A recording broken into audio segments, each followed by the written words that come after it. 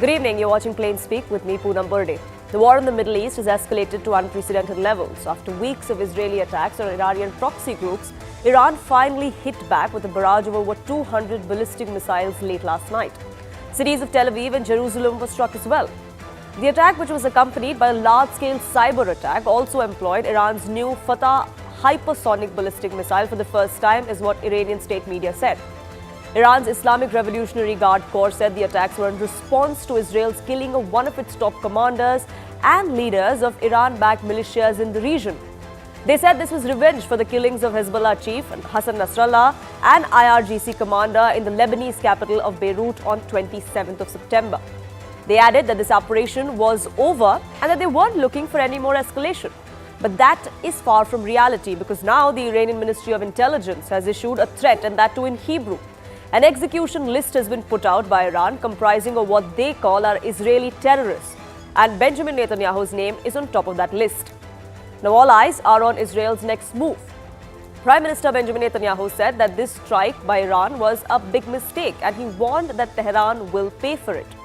A diplomatic solution is what Israel has been in favor of, but is that possible now?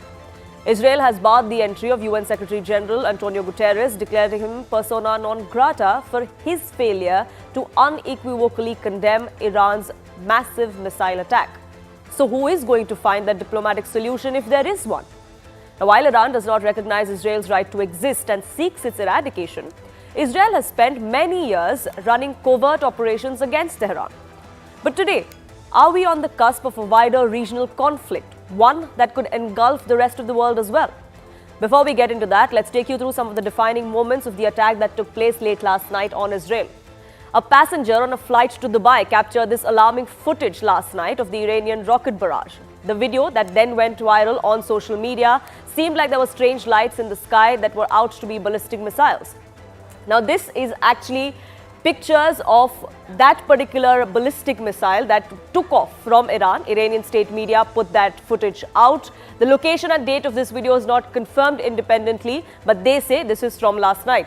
This was the passenger plane video that I was speaking of earlier, where you can see what seemed like bright lights at the beginning, but eventually turned out to be ballistic missiles. Footage that was caught from the window of a plane. The missile strike led to air raid sirens across many cities in Israel. It forced nearly 10 million Israelis into bomb shelters. Israel said that most of those missiles were shot down, intercepted by their powerful air defense systems. Iran claims 90% of their projectiles had hit their targets. A group of MPs in Iran's parliament then was seen celebrating this. They stood there, they chanted "Death to America" as they celebrated those attacks inside the parliament. Leaders were seen with their fist up, standing in solidarity near the parliament speaker as he confirmed that attack took place on Israel. Now, Iran fired these missiles and escalated years-long conflict between not just the two countries, but the Arab allies of Iran as well. Seconds into that attack, Israel put up its anti-missile system to intercept Iran and sounded air raid sirens. Now, Israel's Iron Dome is often spoken of, but that's not the one that sounded the alarm this time around. That's not the only thing that was put into effect of fighting this off. Iran's ballistic missiles were fired at a much higher altitude, and the Iron Dome can only intercept short-range rockets. Israel used the mid-range David Sling system this time around, which is designed to shoot down ballistic missiles fired from about 100 to 200 kilometers away. It's developed and manufactured jointly by Israel and the United States. The long-range Arrow 2 and Arrow 3 interceptors were also deployed. They were developed by Israel in collaboration with another firm, keeping this kind of threat from Iran in mind. The systems are designed to engage threats both in and outside the atmosphere. They can operate at an altitude that allows for safe disposal of any non-conventional warheads.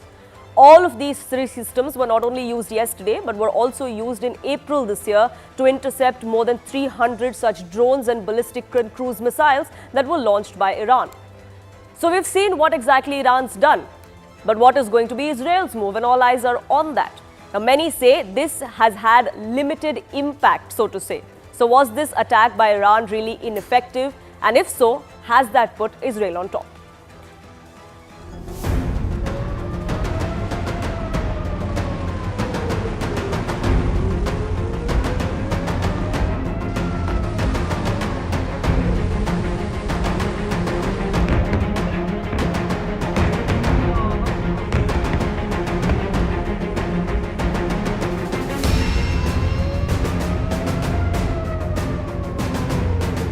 עשתה הערב טעות גדולה, והיא תשלם על כך.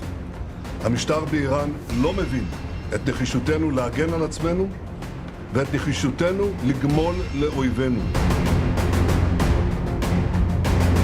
At my direction, the United States military actively supported the defense of Israel, and we're still assessing the impact. Make no mistake, the United States is fully supportive of Israel.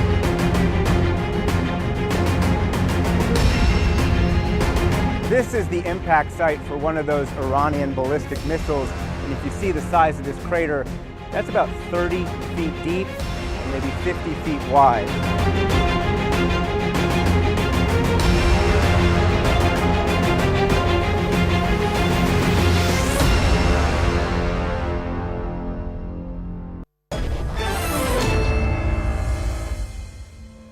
Let me open this up. Joining us on this broadcast, Amit Halevi, member of the Israeli Knesset, Nadav Steinman, board chair of the ILF, Peter Kuznick, professor of history and director of Nuclear Studies Institute at the American Institute, will be with us as well.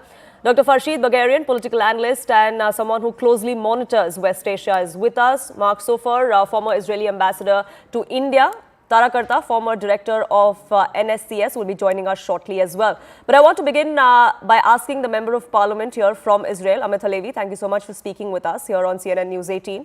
You know, all eyes are on what Israel is going to do next. I understand these are not details that would be divulged on television. These are perhaps being discussed in the power corridors of Israel. But what is it that Israel is looking to do next?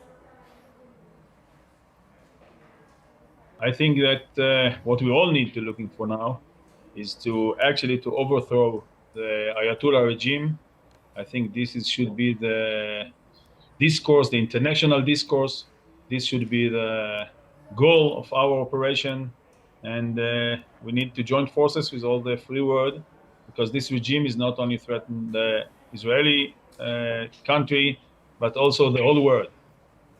And that's why the strategic goal must be overthrowing this regime, not only in Lebanon. Actually, Iran took over Lebanon, as you know, for many years, and conquered actually all South Lebanon, but actually Lebanon at whole.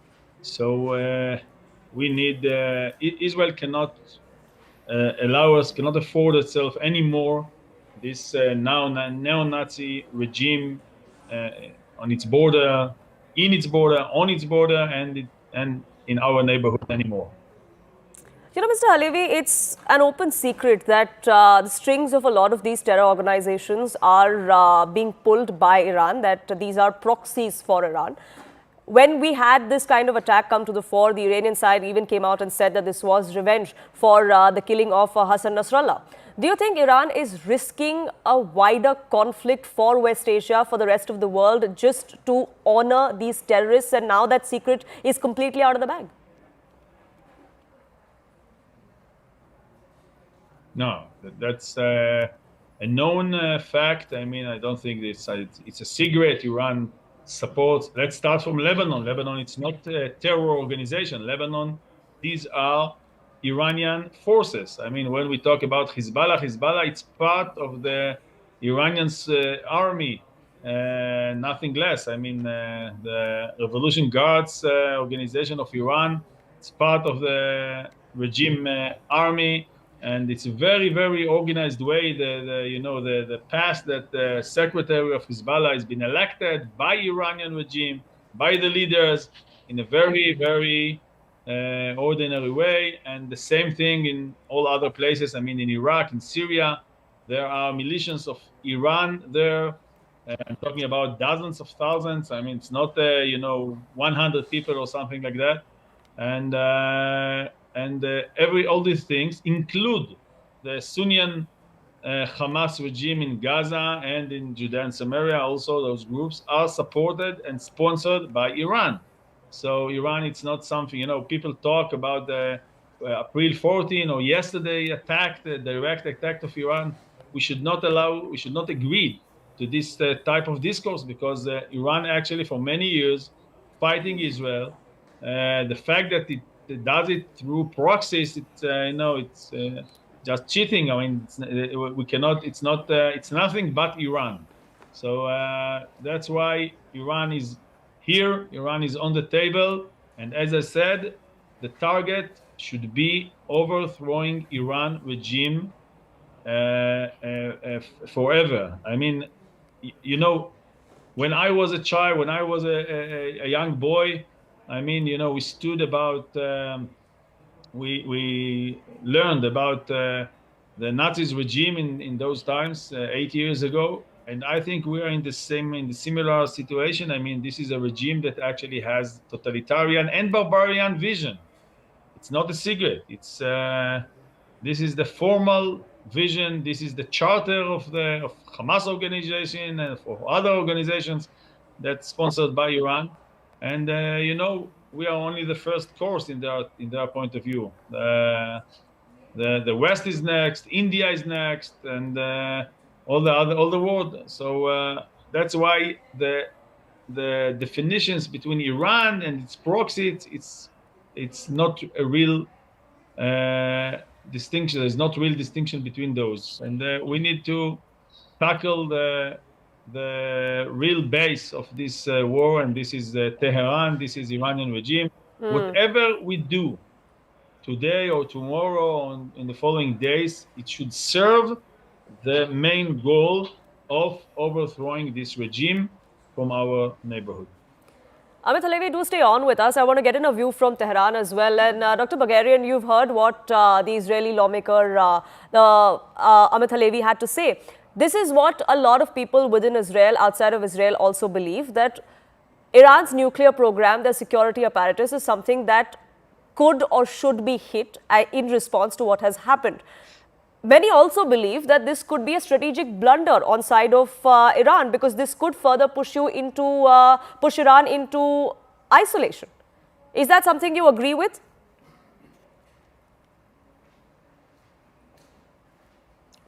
This is my turn, sorry. Dr. Bagarian, yes. Yeah, thank you very much. If you are talking about the Iran nuclear program, you know, Iran is using a peace process, but changing the doctrine of the nuclear program is maybe Iran can make it in some second, because as you see the war between Ukraine and Russia is switching and changing the doctrine for the nuclear program to use the nuclear warhead against the Ukraine, against the Western powers. Israel itself as the nuclear power and maybe use it and claimed it many times that we can use our nuclear power. So Iran has the right to use it, and Iran has the right to improve it. This is the right for not only for Iran, for every country around the world has the right. Right now, the level of analysis of mine and the level of analysis of any state is different because of the subject position. If you think and if you see and look at what is happening in the Middle East from the United States, you can see another thing, another scene, and from Iran you can see another, because we have to protect our borders. Why? We suffered from some assassination. This assassination is damaged our sovereignty, it damaged our territorial integrity, and is done by Israel. But I don't believe that Israel itself make it. Believe me, Israel is not much powerful that to do that itself. Definitely, CIA and the other intelligence services like MI6 and CIA help Israel. So I'm not blaming Israel for that, even for Mr. Ismail Haniyeh for Hassan Nasrallah. But the revenge, revenge is not the word that uses by the government. Revenge is maybe used by public. Governments make response. So right now, you can see Israel literature is full of, if you analyze quote, is full of revenge word. Revenge is different thing. Revenge has to use by me, by a public people, by the normal people. Iran make responses. Iran spent too much time for strategical patience. Iran referred to the United Nations. Iran asked many international court to protect his right, but nobody answered. Nobody answered. So Iran last night it make decision, because the decision was not only by Iran, because it was coordinated and simultaneously with Hezbollah, the rocket from Beirut. And the next time definitely would be more simultaneously and coordinated with another proxies. Proxies. What is proxies? Any government in the world use the proxies power. Any government in the world. Because if you have not proxies power, you are not government. So right now, everybody blame Iran that they use proxies. These proxies, for example, Sayyid Hassan Nasrallah before assassination told that we are acting without Iran permission. How you can see that? How we can say that Hezbollah is an Iran proxy? Definitely, Iran supported. I believe supported, because when the pagers blast, one of them was the Iran ambassador hand. So why shouldn't they then be called proxies? Sorry? Or terror, why shouldn't they then be called proxies of Iran? Because like you said, like you just admitted, that on multiple occasions, Iran has extended their support. The fact that this attack was announced as retaliation or revenge or avenging the death of Hassan Nasrallah goes on to show that they were in fact proxies for them. Yeah. Yesterday, Iran claimed this missile operation was for Ismail Haniyeh, Hassan Nasrallah, and Neil Furushan, the commander general, as a revenge program. I told you that the revenge, I'm not supporting revenge by government. Personally, I'm Iranian, but I'm supporting revenge. Revenge is not logical, but it's the response that should be the response. After that, the foreign minister of Iran told that our missile program or our missile operation is finished, and we stopped here, and this was enough for us. This is reason. This is reasonable action. For that reason, Iran is not there is no desire for Iran to spreading over the war around the Middle East, because Iran maybe for example, by means of economy, maybe cannot stand the war. Maybe by means of the other neighbors, when they cannot stand the war. Maybe because of the support of the people of Iran, maybe cannot spread over the war. Iran is not spreading over the war because there is some reason for that. Yeah, sure. There's some reason for that. Sure, Mark, so far Iran's not the aggressor here, Israel is. That's what Tehran believes.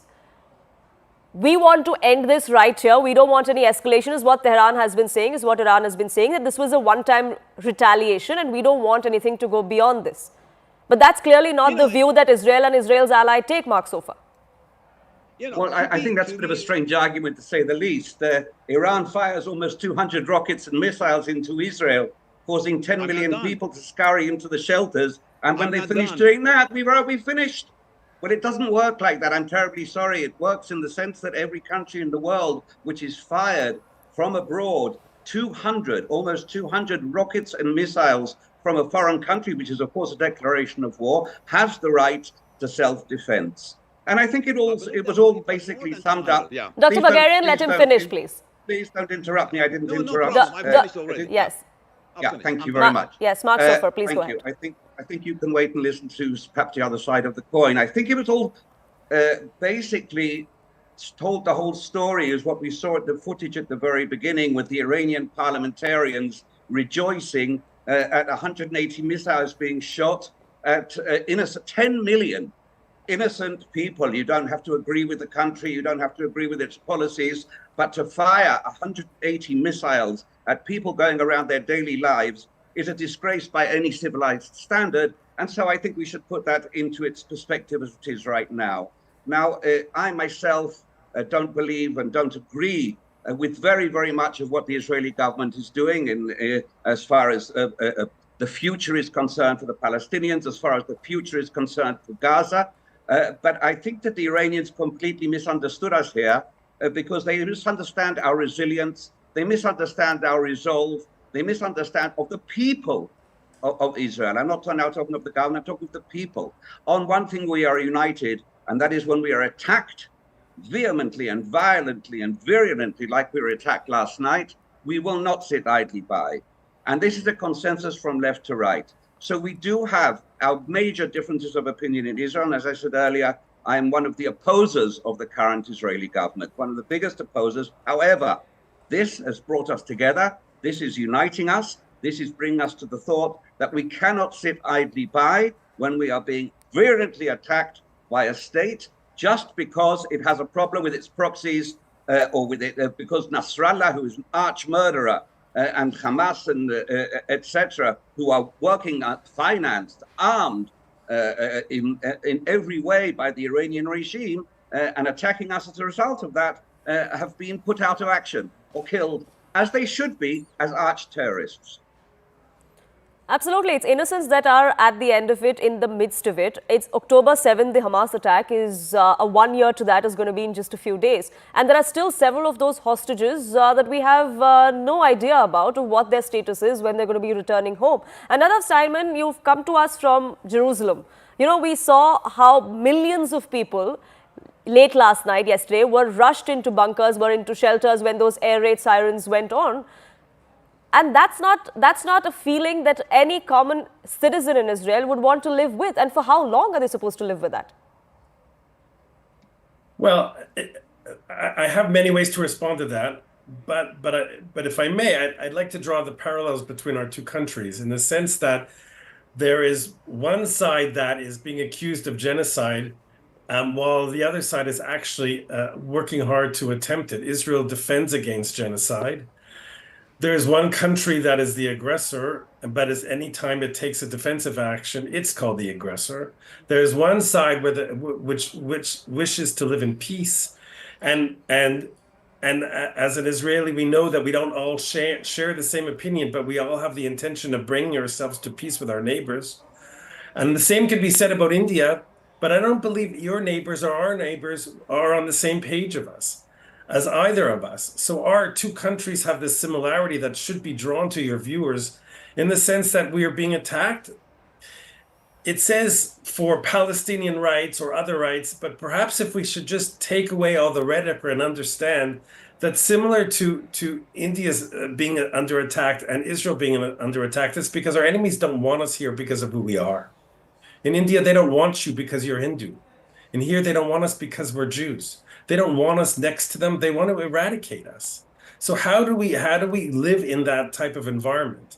Is this, as Iran, just making a defensive or retaliatory action? Seems to me not the clear picture that your viewers should see.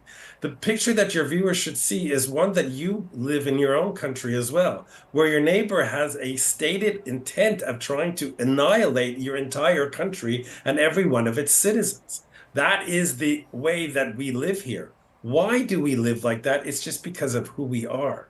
So I draw that parallel to say that your people and our people do not wish to live in a state where we are being attacked, not for some rhetoric political view, but really it's because of who we are as humans, that we have a different religion, that we have a different faith. We pray to the same God. And I wish to state that an important fact that in a couple of hours, Jews around the world will be praying for the celebrating the Jewish New Year. The New Year, yes. Correct, in Israel and Jews around the world, where our prayers are really not just directed to ourselves, it's directed to mankind. We seek for God to provide peace, security, and to all of mankind, to provide us health and security with our families, and every other thing that one good-natured people should be wishing for. But just like India, Israel is in a position where its enemies do not want that for us. What is the most striking of all the videos that you thought is one that was absent, where there's many videos taken from Gaza, where there are cheers and celebrations as they watch and film as missiles are being directed against us, celebrating our death. We don't celebrate a death. Indians do not celebrate death. We're here to protect our people, and I'd like to draw that parallel to your viewers to understand why this is a conflict that is not just limited to this geographical area, but is against us with the values that we share between our two countries. Those are what's under attack. So the question as to whether or not we wish to do this, do we have an option? Unless they can see that we will be continuing to live here, unless they can see that Indians will continue to be inhabiting their lands and Jews will be continued to living here, that we are not going anywhere and Indians are not going anywhere. We are living in our countries. And until they can accept that, there can be full and perfect peace between us. But it's up to them. Just like India has the same problem. It's not only in our hands. So we must defend ourselves against attack. I don't know what alternative we have. Sure, and speaking of India, Tarakarta, India is one of those countries, like many other alliance partners of Israel, have called out and asked for restraint because the fears of this becoming a wider conflict, a wider escalation, perhaps on the precipice of which we already are, that threat is real. And the ramifications are not going to be limited to just to these two countries. It's going to be to the rest of the world as well. But is there going to be a solution? Is there going to be a standing back from either sides now? I just reacting to what the previous gentleman says. I mean, I agree India has a genuine problem, sponsor terrorism. We know where that comes from. We know how it goes. But there is an important difference. We do not attack civilians. We have a very, very strong line in terms of how we react within the country in Kashmir and outside it. We do not attack civilians. So what I think the Prime Minister and the rest of the world, is not just India, is trying to say is that, look, people are dying on both sides. I think in Palestine, there's about 30,000 odd deaths across. You can't sustain this. It's impossible. Instead of drawing back, it seems to be getting worse.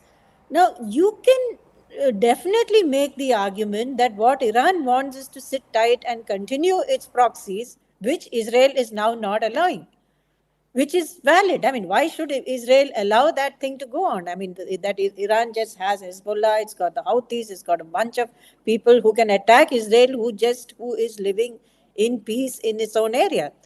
So that is a solid argument, but somewhere we've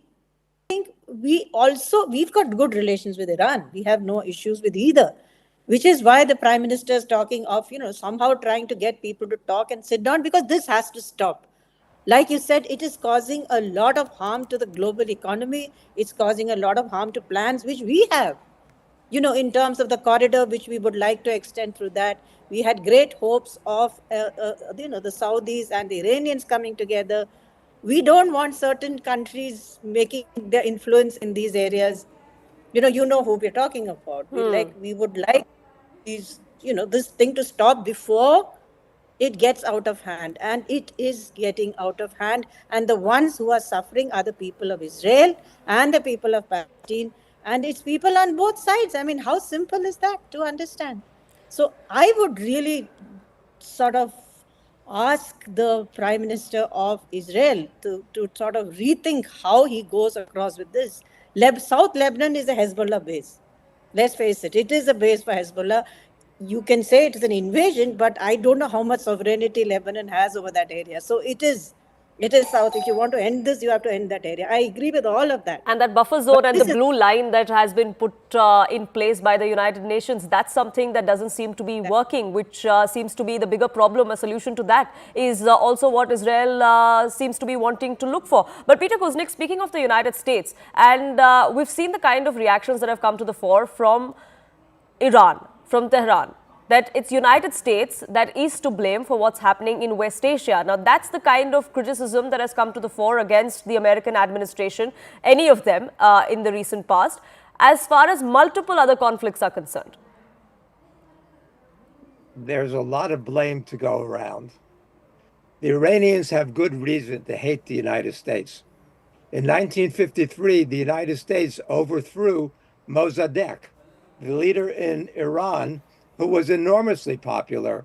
He was Time magazine's Man of the Year on the cover the year before.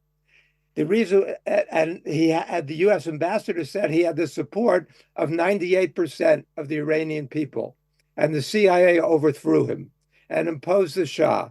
And we've seen a horrible history. I'm certainly not a fan of the Iranian leadership and Khamenei.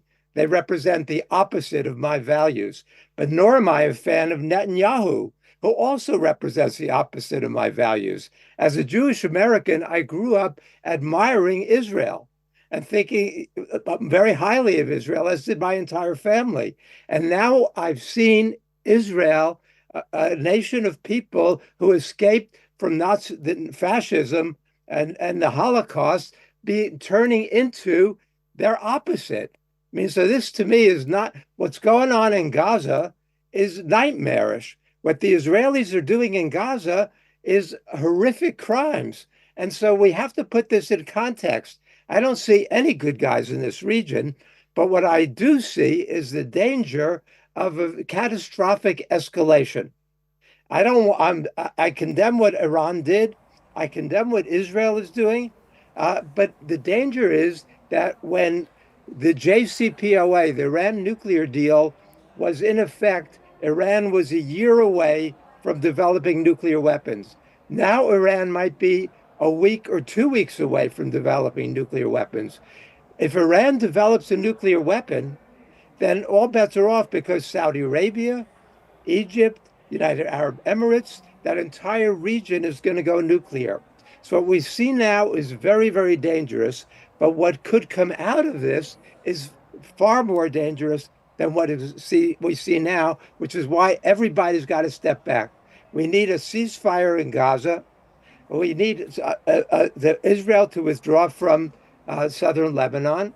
We need to have negotiations. And I'd like to see regime change in Israel and in Iran and throughout that region, because there are no leaders with any vision. What we see are hawks, militarists, people who think they have a religious right to kill others in all of those countries. And the world is a much more dangerous place as a result.